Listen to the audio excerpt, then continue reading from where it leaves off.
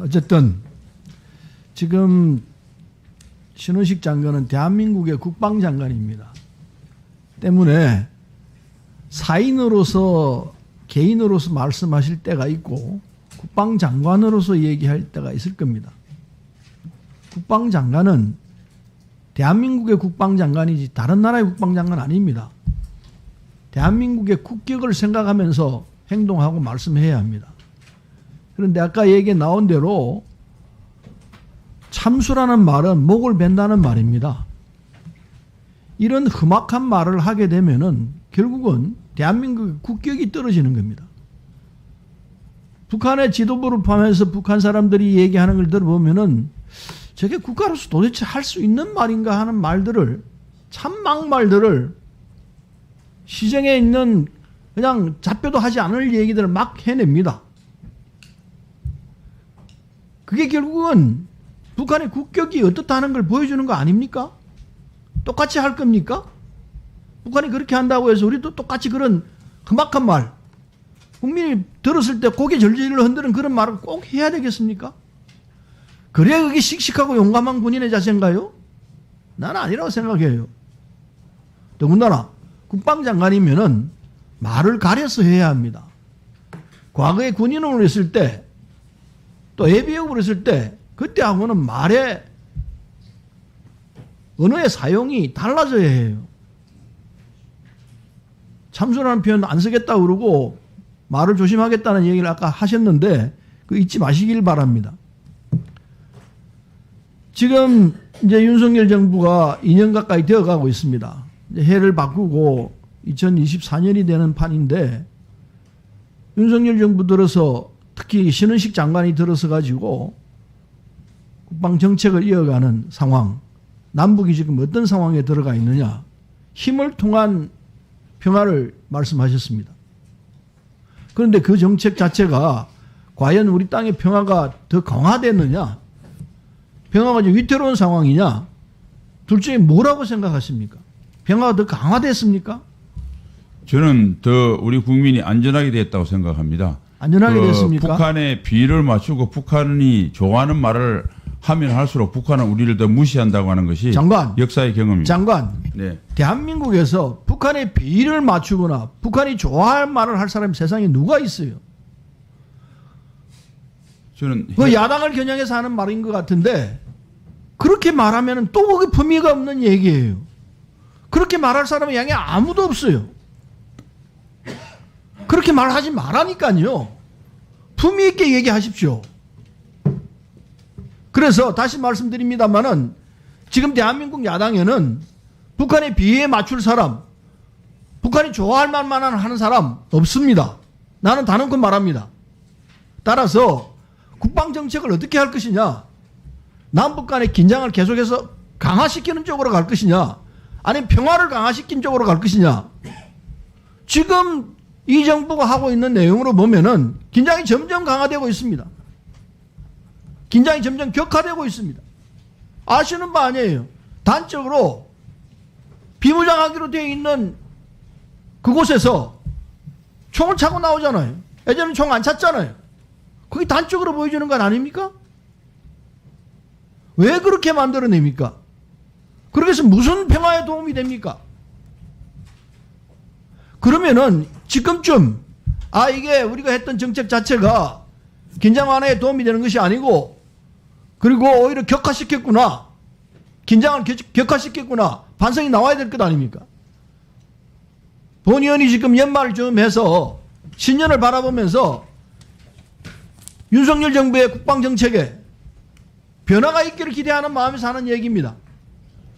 1년 반 동안의 국방정책이 하나도 도움이 안 됐고 오히려 긴장만 격화되는 상황이 왔다는 거 부인할 수 없잖아요. 그러면 이 시점에서 정책의 재고, 정책을 다시 돌아다보고 평화를 강화시킬 수 있는 방법이 뭘까? 국리를 해야 될 거 아니에요. 본 의원이 주장하는 바는 정책의 전환이 올 때쯤 되었다. 이렇게 해서는 긴장이 풀어지지도 않을 뿐더러 경우에 따라서는 더 심한 국지적 전쟁도 있을 수 있겠구나, 이 판단은 지금 가능하게 됐지 않느냐 말이에요. 이걸 어떻게 할 것이에요? 국지전이 붙으면은 누가 손해예요? 본인은 여러 차례 얘기했습니다. 지금 대한민국과 북한은 50대 1입니다. 국력의 차이가. 막말로 게임이 안 되는 상황이지 않습니까? 그런데 우리가 북한과 똑같이 놀아야 되겠어요?